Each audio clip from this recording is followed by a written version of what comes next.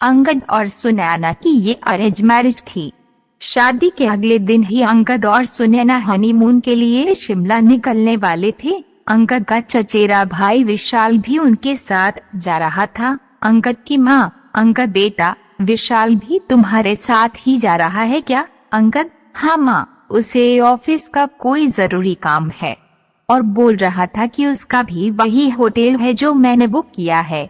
उसने कहा कि उसे अकेले नहीं जाना पड़ेगा, हमारा साथ हो जाएगा। मैंने कहा कोई नहीं, चले। अंगद और सुनैना एयरपोर्ट पहुंच जाते हैं। विशाल पहले से ही एयरपोर्ट पहुंच चुका था। तीनों मिलकर शिमला पहुंचते हैं। अंगद, सॉरी सुनैना, विशाल साथ में था तो मैं तुमसे ज्यादा देर बात नहीं कर पाया। वैसे घबराओ नहीं, मैंने रात के लिए बहुत अच्छे से इंतजाम कर लिया है। हमारी सुहागरात यादगार रहेगी, सिर्फ तुम और मैं।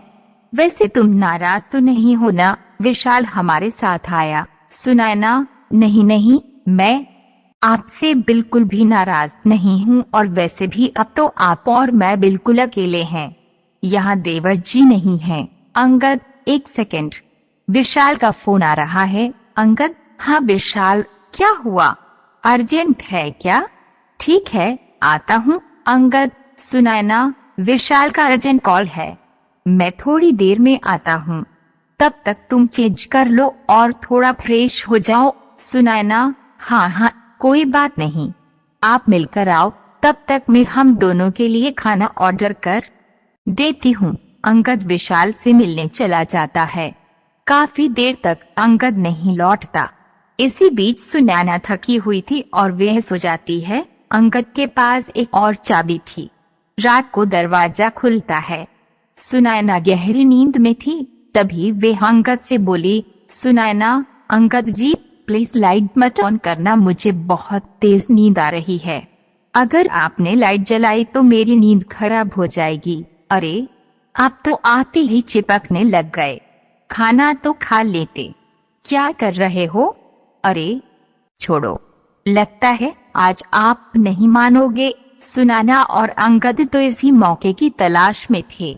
अगली सुबह सुनैना की आंख खुलती है तो वह देखती है कि अंगद डाइनिंग टेबल पर बैठा चाय पी रहा है। सुनैना, कल रात आपने कितना तंग किया, देखा आपने मेरी गर्दन पर कितनी बड़ी लबाइटी है जिसका निशान महीने भर तक नहीं जाएगा, मुझे तो शर्म आ रही है।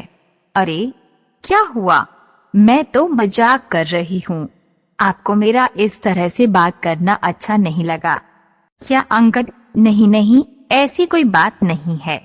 वैसे तुम्हें रात को कोई परेशानी तो नहीं हुई ना? सुनैना, नहीं अंगद जी, कल रात को मैं जिंदगी भर नहीं भूल सकती, मेरी बेस्ट रात थी कल की रात। विशाल, सॉरी भाभी जी। भाभी जी नहीं, सॉरी डार्लिंग। अंगद, ये सब क्या है? सुनैना, तुम ऐसी हरकत क्यों कर रही हो? मैं ये सब देखकर हैरान हूँ। सुनैना, ज्यादा हैरान होने की जरूरत नहीं है, मैं और विशाल पिछले 5 साल से गर्लफ्रेंड बॉयफ्रेंड हैं। हमने तो ये सब नाटक तुमसे पैसे ऐंठने के लिए किया था।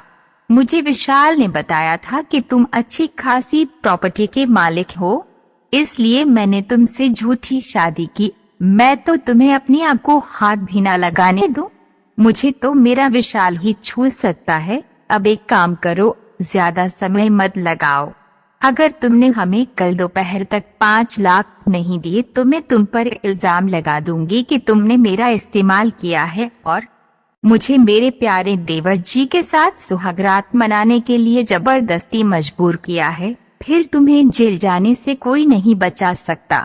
अब हम जैसा कहेंगे तुम्हें वैसा ही करना होगा। जब हमें पैसे की जरूरत होगी तुम्हें हमें पैसे देने होंगे। चलो विशाल, मेरा ना बहुत मन कर रहा है, कमरे में चलते हैं। विशाल, लगता है कल रात का ज्यादा ही मजा आया है, चलो डार्लिंग, मैं कहाँ मना कर रहा हूँ। अंगद, सुनैना और विशाल की चाल मैं पूरी तरह फंस चुका था।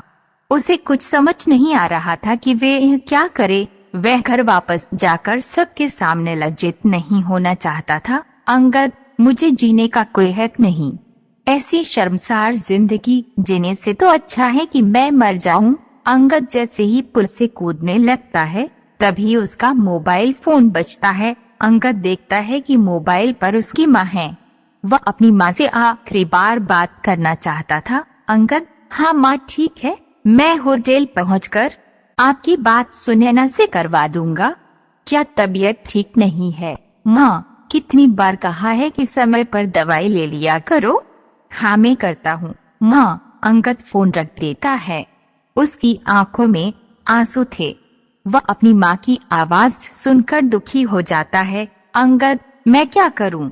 माँ मेरे बिना अकेली हो जाओगी। मैं ये कदम नहीं उठा सकता, मुझे कुछ समझ में नहीं आ रहा है। माँ, मैं तुम्हें कैसे बताऊं कि मैं कितना परेशान हूँ। अंगद सड़क पर रोता हुआ पैदल ही चला जा रहा था। अचानक वह एक लड़की से टकरा जाता है।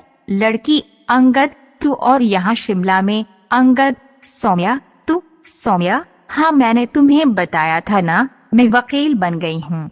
मैं यहाँ प्रैक्टिस के लिए आई हुई हूँ। वैसे तुम्हारा मैसेज पढ़कर मैं शादी में जरूर आती, पर यहाँ छुट्टी नहीं मिल रही थी। सॉरी, मैं शादी में नहीं आ पाई। वैसे, ओह अच्छा, मैं समझ गई, तुम हनीमून पर आए हो, पर तुम्हारी वाइफ कहाँ है? तुम अकेले हो? एक सेकंड, तुम्हारी आंखों में आंसू कैसे? क्या तुम रो रहे थे? अंगद को कुछ समझ नहीं आ रहा था। वह फूट फूट कर रोने लगता है।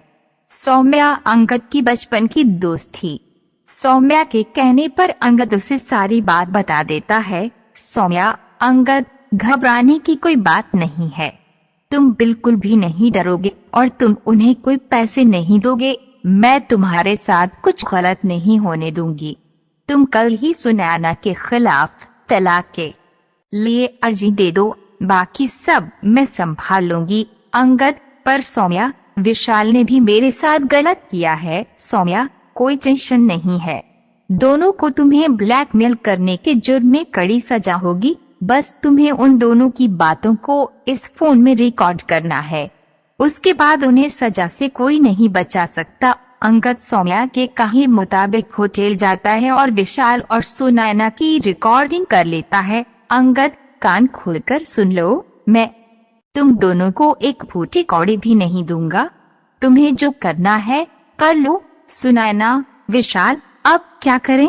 ये तो हम दोनों को एक साथ रहने भी नहीं देगा और पैसे भी नहीं देगा। कहो तो इसके खिलाफ पुलिस में झूठी रिपोर्ट कर दो। विशाल, हाँ सुनैना डार्लिंग, ये तो तुम्हें करना ही पड़ेगा, वरना हम पैसों के मोहताज हो जाएंगे। ये मुर्गा हमारे हाथ से चला जाएगा तो हम दोनों कैसे एक साथ मजे कर पाएंगे। यार अंगद तो चाहता था कि सुनैना और विशाल आपस में ऐसी बातें करें जो फोन में रिकॉर्ड हो जाएं, और उसे सबूत मिल गया। सारे सबूत अब सौम्या के पास थे। उसने पुलिस को भेजकर होटल के कमरे से विशाल और सुनैना को पकड़वा दिया। सुनैना और विशाल को